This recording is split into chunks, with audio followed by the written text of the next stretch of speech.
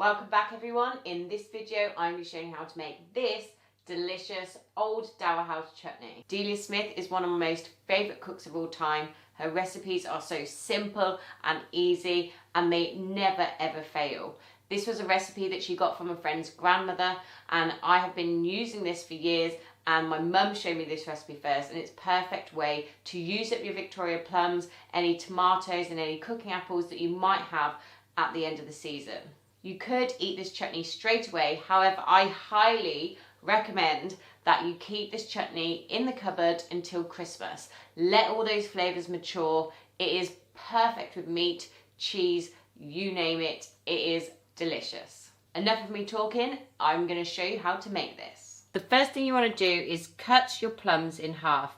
Now for this recipe you'll need roughly 700 grams of plums, so that's about 1.5 pounds.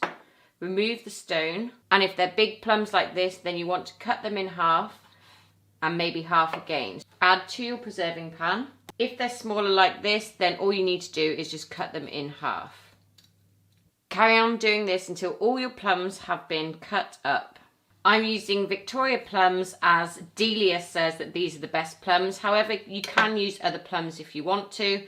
And all I've done to prepare these is wash the skin and just dried them before I started doing this. If you cut into the plum and you see these little dark bits here where the stone has been, that means that there's usually a little grub. So if you can see that little grub there, you don't want to use these. So what I'm going to do is just throw this one on the compost bin and you replace it with a plum that doesn't have this weird horrible bug in it. Once you've destoned and cut up all of your plums, place into a preserving pan. Onto the onions, so you roughly want 225 grams of onions or 8 ounces, or if you can see about 3 medium-sized onions. Once you've cut it in half, you want to take off the tops and take off the end. You then want to peel off this layer of skin.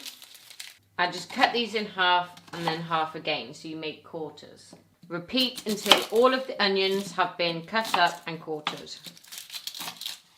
Once cut up, place into a food processor. Time to prepare the apples. So you want 1.5 pounds or roughly 700 grams of apples. What you want to do is you want to core them and peel off all of the skin. Once you've cored and peeled your apple, you want to cut it in half and then just cut it into chunks. Because my food processor is only small, I just chopped up half of the apples. I've got all of the onions in there and I'm going to add in half of the raisins. And I'm going to whiz this up first. When it gets to this stage, you just want to make sure you give it a little stir and then you want to give it a whiz around again. Once it's been finely cut up, you want to add to your preserving pan.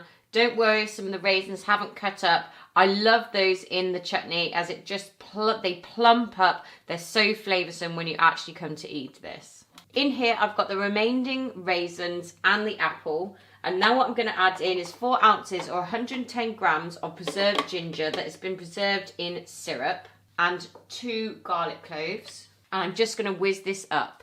Add the rest of the mixture into the preserving pan. Time to prepare the tomatoes. You want 225 grams or roughly 8 ounces. And all I've done here is I've placed the tomatoes in a bowl of boiling water for several minutes. So that's the first thing that I did.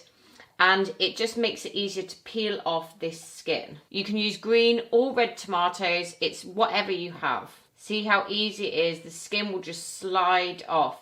And in Delia's recipe, it says just to put the tomatoes in whole, but personally, I don't like the texture of the skin in the chutney, so I do remove it. You then want to just roughly chop these into the chunks. Any really hard bits of the tomato, you can just cut those and discard of those. And place into the preserving pan. You want roughly 4 or 5 chillis. These are quite large, so I am going to be using 4. And what you could do is you could tie in some gauze or some muslin, or this is just a straining sock. And I just had one of these in the cupboards and I didn't have any muslin. Gauze you can get from the chemist, really readily available. And you just want to place them into the gauze or the straining sock or whatever you're using. And then you want to tie the top bit here with some string. You want to cut this top bit off here, being careful not to cut the string. And then what you're going to do is you're going to release this and tie this onto the handle of the pan. Into your preserving pan, you want to add in 1.5 tablespoons of salt, 700 grams or 1.5 pounds of demerara sugar, and 1 pint of malt vinegar, or roughly 570 millilitres. Add your chillis into the mixture and tie the end of the string to the handle. Submerge the chillis into the mixture, then you want to bring your mixture up to simmering point, and you want to simmer it for about 1.5 hours. Every now and again, give the mixture a stir to make sure that it's not burning or sticking on the bottom of the pan. Now that most of the liquid has evaporated away and I've let this simmer for about 1.5 hours, I added an extra 10 minutes onto mine just to make sure it was perfect. You want to add it into the jars.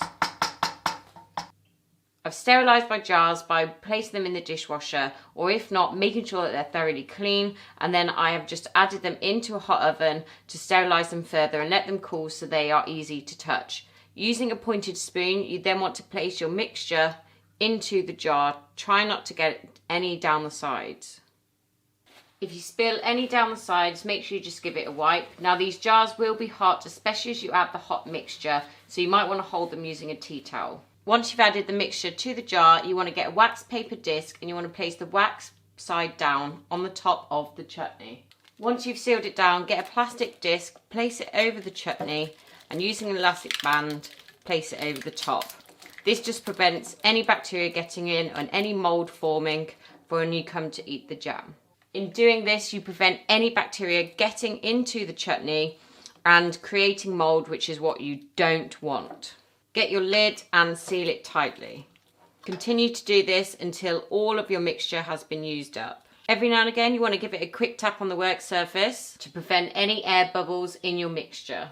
And there we have it, some delicious old Dowerhouse chutney. I absolutely love this, but I'm going to have to wait till I can try some because it matures best after leaving it for a few months. So I'm going to open this beauty up around Christmas time. I really hope you've enjoyed this video. If you've got any questions, make sure you leave me a comment, and if you like it, always leave me a thumbs up.